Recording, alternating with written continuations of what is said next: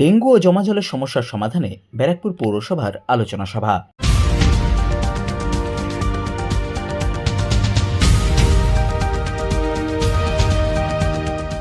ব্যারাকপুর পৌরসভার পক্ষ থেকে বর্ষার আগে জমাজলের সমস্যার সমাধানে এবং ডেঙ্গু মোকাবিলায় ব্যারাকপুর পৌরসভার সাফাই বিভাগের কর্মীদের নিয়ে আয়োজিত হলো আলোচনা সভা ব্যারাকপুর সুকান্ত সদন প্রেক্ষাগৃহে।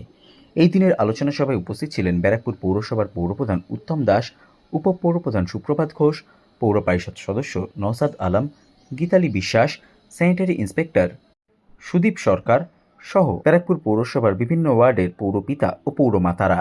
সংবাদ মাধ্যমের মুখোমুখি হয়ে ব্যারাকপুর পৌরসভার পৌরপ্রধান উত্তম দাস এবং পৌর পরিষদ সদস্য নওসাদ আলম জানান, বিষয়টা আমাদের যে কর্মচারী আছে যারা বিশেষ করে কনজারভেন্সিতে কাজ করে তাদেরকে একটা রিভিউ মিটিং, কারণ এই সময়টা ভীষণ ডেঙ্গু লোকে আক্রান্ত হয়। প্রত্যেক বছরই আমাদের বহু লোক ডেঙ্গু আক্রান্ত হয়, কিছু কিছু লোক মারা যায়।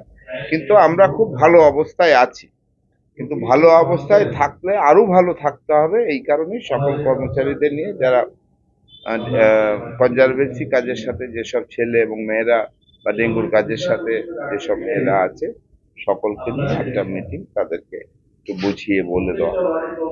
বর্ষার আগে এই সময় তো জল জমারও একটা বর্ষা হলে একটা জল জমা। হ্যাঁ, সেটাও তো আছে, জল জমা আছে। যে ড্রেনগুলি আছে তার যে একটা মাটি পড়ে যায়, মানে মাটি পড়ে প্রায় 1.5 ফুট সেটাকে ক্লিয়ার করলে এই জলটা কম জমে না। বিষয় না, আমরা তো সবসময় আমাদের কনজারভেন্সি যারা আমাদের লেবার বন্ধুরা আছেন, নির্মল সাথী আছে, ডেঙ্গু আছে, সকলকে নিয়ে আমরা বছরে একবার বর্ষার আগে বসি এবং ওই বসাটাই আজকে আমাদের এই সুকান্ত সদনে ছিল।